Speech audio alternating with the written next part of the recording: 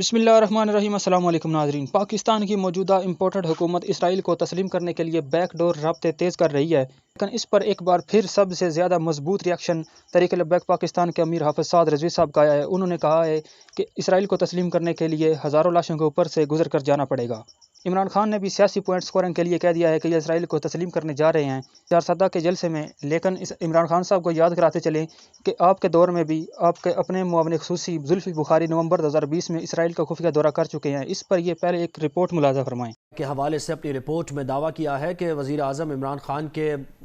اس وقت کے معاون خصوصی زلفی بخاری نے نومبر 2020 کے آخری ہفتے میں اسرائیل کا ایک مختصر خفیہ دورہ کیا، جس میں انہوں نے موساد چیف سے ملاقات کی اور ایک اہم شخصیت کی طرف سے پیغام بھی پہنچایا۔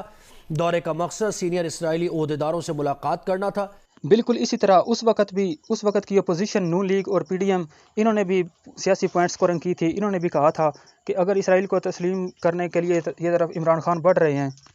ہم یہ قبول نہیں کریں گے۔ لیکن اس طرح کا کوئی بھی سیاسی پارٹی بیان تحریک لبیک کے سوا نہیں دے سکتی۔ میں آج بھی چیلنج کرتا ہوں عمران خان اس طرح کا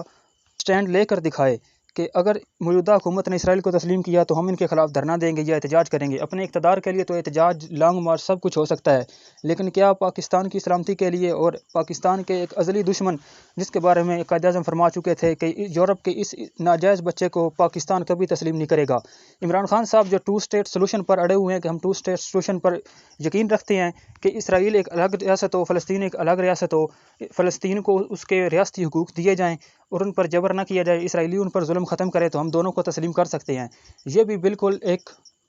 غلط موقف ہے، یہ مسلمانوں کا موقف نہیں ہے۔ قائد اعظم رحمۃ اللہ علیہ اس وقت فرما گئے تھے کہ ہم کسی صورت اسرائیل کو تسلیم نہیں کریں گے۔ یہ تو پھر ایسے ہوا کہ اگر آپ کے گھر پر آ کر کوئی قبضہ کر لے تو آپ کہیں گے ٹھیک ہے، آدھے گھر پر آپ رہ لو، آدھے پر ہم رہ لیتے ہیں، اب ہم دوست ہیں دونوں۔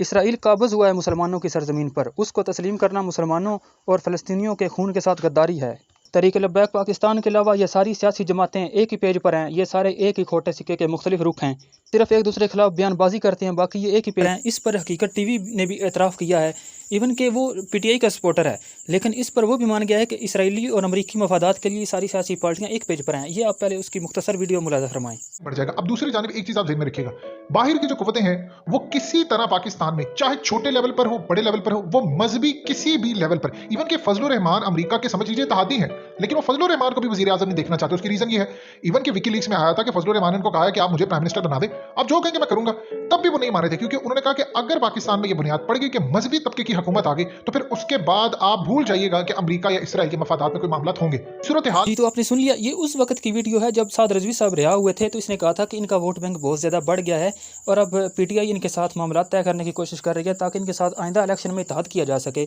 کیونکہ یہ پنجاب میں بہت زیادہ سیٹیں جو ہے نکال سکتے ہیں، 60 سے 70 سیٹیں نکالنے کا ان کے پاس اتنا ووٹ ہے، لیکن یہ وفاق میں نہیں آ سکیں گے کیونکہ باہر کی طاقتیں ان کو نہیں سمجھتی، اچھا نہیں سمجھتی، ان کو چاہتی نہیں ہیں کہ کوئی مذہبی طاقت جو ہے وہ اقتدار میں آئی، کیونکہ اس کے بعد اسرائیل اور امریکہ کے مفادات ختم ہو جائیں گے پاکستان میں۔ تو اس سے آپ کو سمجھ آ گئی یہ بات کہ تحریک لبیک پر اتنا جبر کیوں ہے، ان کو کیوں کل عدم قرار دیا گیا، اس کے بعد پھر ثبوت نہ ہونے کی بنیاد پر، اور میں سمجھتا ہوں ان کے کارکنان کی قربانیوں کی وجہ سے ان کے خون یہ رنگ لایا کہ ان کے کل عدم کا سٹیٹس واپس لیا گیا۔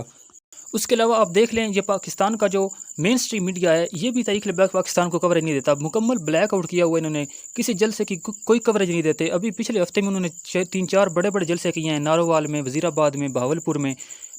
عوام کا سمندر تھا، لاکھوں لوگ تھے، لیکن اس کے باوجود کسی ایک میڈیا چینل نے ایک خبر تک نہیں چلائی، کیونکہ عوریہ مقبول جان صاحب کے بقول دنیا کا جو 90% میڈیا ہے اس کو یہودی کمپنیاں سپانسر کرتی ہیں، یہ ان کے کنٹرول میں ہے، یہ ان کی مرضی سے چلتا ہے، اسی لیے وہ یہ چاہتے ہیں کہ نہ ان کو مین سٹریم میں آنے دیا جائے، نہ یہ عوام کی نظروں میں آئی یہ جماعت، نہ یہ زیادہ مقبول ہو، لیکن اس کے باوجود تحریک لبیک پاکستان کی مقبولیت بڑھتی جا رہی ہے، کیونکہ ایک پلان انسان بناتے ہیں اور ایک پلان اللہ تعالیٰ بناتا ہے۔ انشاءاللہ تحریک لبیک پاکستان ضرور جلد یا بدیر پاکستان میں اقتدار میں آنے میں کامیاب ہو جائے گی، اور اس کے بعد پاکستان حاصل کرنے کا جو مقصد تھا وہ بھی پورا ہوگا، پاکستان میں اسلامی نظامی حکومت بھی نافذ ہوگا۔ اس کے علاوہ آپ دیکھ لیں عدلیہ میں بھی تحریک لبیک پاکستان کے ساتھ ایک الگ سلوک کیا جاتا ہے، باقی سیاسی جماعتوں کو انصاف فوراً مل جاتا ہے، لیکن تحریک لبیک پاکستان کے امیر تک گرفتار ہو جاتے ہیں، بڑے بڑے رہنما جو ان کی مجلس شورا کے اکثر اراکین وہ گرفتار ہیں اور 8 مہینے تک وہ جیل میں رہے ہیں، بغیر کسی جرم کے ان کو جیل میں رکھا گیا ہے، لمبی لمبی تاریخیں دی جاتی تھی، 15 دن بعد ان کی سماعت ہوتی تھی۔ عمران ریاض صاحب کو بہت گلہ رہتا ہے جب بھی کوئی نواز شریف یا نون لیگ کے हक में कभी भी कोई फैसला आता है अदालत का तो इमरान खान फ़ौरन चीख पड़ते हैं, इमरान रियाज साहब कहते हैं देखो जी तरीके इंसाफ को इस तरह का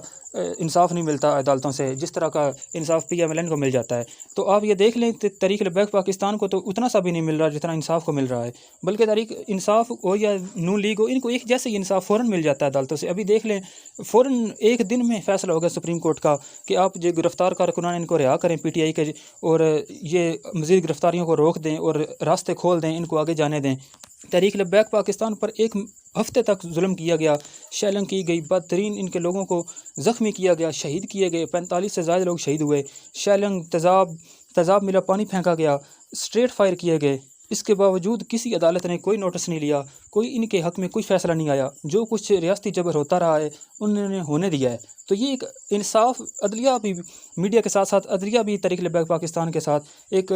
अलग सलूक करता है, इम्तियाजी सलूक करता है दूसरी पार्टियों से। उसके अलावा सोशल मीडिया को बड़ा समझा जाता है कि सोशल मीडिया पर बड़ी आज़ादी है, आज़ादी ज़ाहिर राय इस पर हम कर सकते हैं, लेकिन यहाँ पर भी आप फेसबुक पर साद हुसैन रज़वी या खादिम हुसैन रज़वी साहब इनकी कोई एक तस्वीर अपलोड करके देखें, आपकी ID फ़ौरन ब्लॉक हो जाएगी। क्या किसी और जमात को ये सहूलत हासिल है कि उनकी किसी लीडर इमरान खान के बारे में आजकल बड़ा ये मशहूर है, बड़ी हवा बनी हुई है कि अमेरिका उसके ख़िलाफ़ है, तो ये सारी अमेरिकी स्पॉन्सर्ड कंपनियाँ हैं ये जो सोशल मीडिया पर जो चल रही हैं। आप इन